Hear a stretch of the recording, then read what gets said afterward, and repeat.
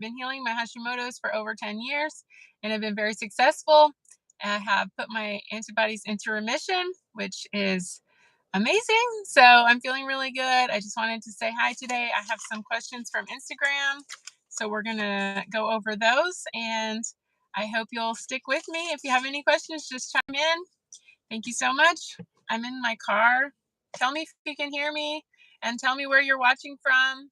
I really appreciate it. If I get a lot of interest, I will maybe do these every Saturday. That would be great. I'm starting to get to where I have a little more structure in my life. I had a baby 2.5 years ago, and I'm the stay-at-home mommy, so I don't have a lot of time to do stuff like this. But anyway, I will do it, and let's get to the questions. So, are you still nursing? Do you give Relight to your son, and how much? So I take electrolytes every day, and I give some to my baby too. Just put a little bit, maybe like half in his drink, like a half a scoop in his water. And, I really don't worry about it because I think that whatever extra salt we drink will be excreted, and our bodies can regulate that. So usually just give him about, he probably has one whole scoop in one day, I guess. And then he just drinks whatever we're drinking. So if we have tea, or he just drinks sips of our drinks. Do you know what I mean? So I try not to give him much caffeine, at all. But if he takes a sip of my drink, I'm not gonna freak out.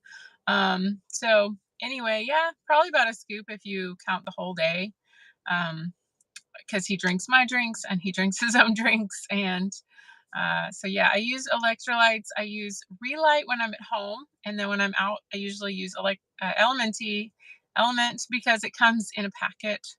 That's what they send me. So I have both, and I really like both. And I like having the Relight at home and the Element on the road. So yeah, I really don't believe in the guidelines that are given out to um, about salt for anyone, even kids.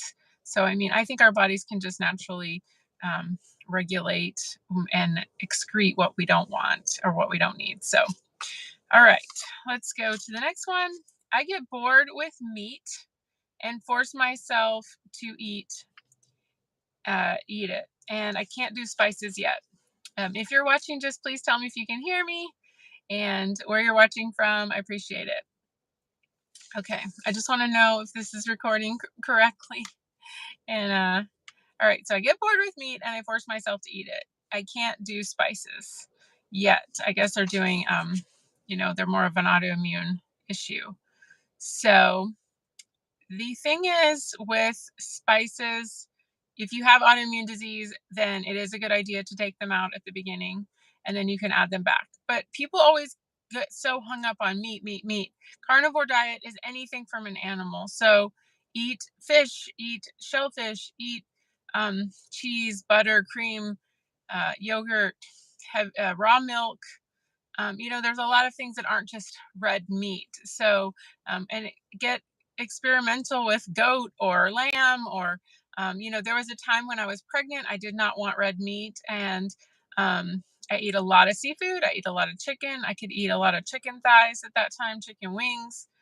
So those are all things that are really, really good if you don't want red meat at that time. So don't get hung up on it has to be red meat. There's a lot of things. Sardines are really good and easy. Just experiment with different types of meats. Get creative. Sometimes I buy like organic hot dogs. That kind of mixes it up for me. Jerky's kind of a different texture. So if you're bored with one thing, just try something else, and try it in a different way. Like if you usually braise your meats, try them in the air fryer, or try grilling them, or try making a soup with bone broth or something like that. So hope that helps.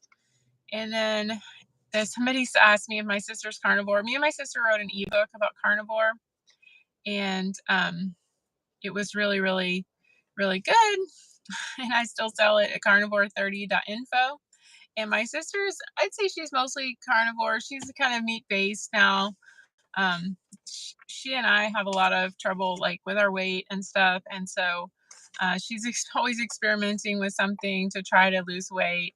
Um, but I think, the holidays got to both of us, and then we're doing better now. We're back on track. And, it's just kind of up and down when you have kids and you get kind of like derailed for a little while and then you get sick or something like that. And so she has her good days and bad days, but yeah, she's mostly meat based and she's doing really well. And she definitely learned a lot, from carnivore, like about herself. Like she knows that she has to start every meal with protein. She can't eat a lot of raw vegetables. She likes, if she eats any vegetables, they need to be cooked. A lot of things she learned about her digestion.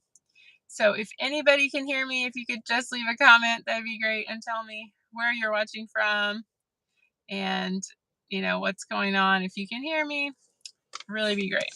Okay. Hashimoto's here. What's your go-to lunch? So, um, I like to eat a big meal about 10 or 11, kind of like a brunch. So if I was just going to have anything, I love to have some eggs and like a steak. So steak and eggs, probably my favorite thing. I love to have a steak in the morning, like 10 or 11, and then have maybe sometimes the steak is too lean. So I'll eat a couple eggs with it or or maybe earlier I'll eat like an omelet and then later I'll eat the steak, like I'll have a couple eggs and then couple hours later, I'll have the steak. Does that make sense? And then if I don't have money for steak, I just get ground beef and I eat like 4 patties or something like that, like a pound of ground beef. So it just depends on whatever I have, what's on sale and all that. And yeah, I like to eat kind of a lighter meal at dinner. It helps me sleep better. So that gives you an idea. Then sometimes, I eat dinner with my husband and he doesn't like to eat steak every single meal or every or red meat every single meal. So I'll eat like seafood with him or chicken with him. So somebody said teething tips. So do you have teething tips? Well, my baby was teething a lot, I think in the first year, but I mean, the answer to everything with a baby is breastfeeding. So just keep breastfeeding, breastfeeding, breastfeeding, and you'll get through it. Just co-sleep, breastfeeding.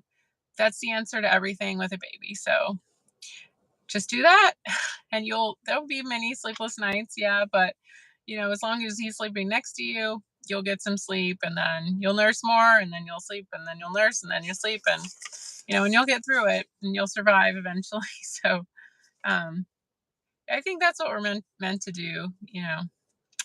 So hopefully you can do that because that's what I did. And, there's things you can do, but like you could dilute clove oil or something like that, and that you can put that on their gums. It's very strong, so you have to dilute it with olive oil. I used that sometimes, or also there's another oil called copaiba, and that is another one. That's not as strong. It doesn't sting, so you can use that one more freely without worrying about it stinging. So that's another good one. It's used for pain, like in South America. And yeah, those two things. I sell essential oils too at Young Living down in the description. So are you still nursing? Oh, you did that one. Okay, one more here about what did you do legally before you started your business? Well, I have a whole video about starting a coaching business and what I did, where I went to school and that kind of stuff for nutrition. Um, you can operate as a sole proprietor for a long, long time. You don't have to get a lot of legal stuff going on. Um, and online businesses, it's kind of murky as far as the rules, but you know, one thing you can do, you can get an LLC, but that's like, I think it just protects your personal assets. Always get, professional opinion. This is just, you know, anecdotal, I'm not a tax professional or anything, but you can get an LLC. There's more protection again about your personal assets. But also, I wouldn't worry about it right away because if you don't have anything, nobody's going to sue you right away. So I just operate as a sole proprietor for a while. You can always get somebody to do your taxes. you can get extra like umbrella insurance if you're interested in that, or it depends. Are you going to have an office and all that stuff? So there's so many ways you can go with it. But if it's just an online business, it's going to be, just start it. Don't go into paralysis analysis. Just start it, and then you can worry about all that later. So just start. You can go a long time as a sole proprietor and not worry about a bunch of stuff. So I think you can use that as an excuse not to get started. And, that's just your brain kind of overthinking things. So anyway, let's see.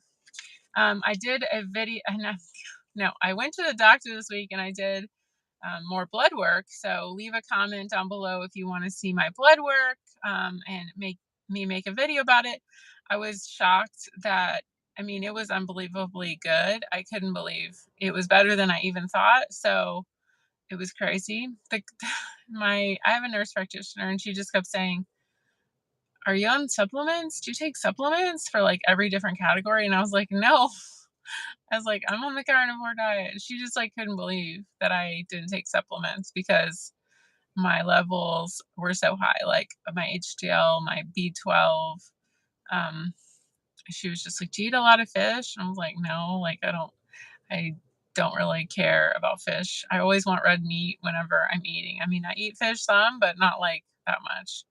And it was just really funny. So if you want a video about my blood work, I will make that. And I have an old one, what I did with my nurse practitioner a while ago, and so that one's really good too.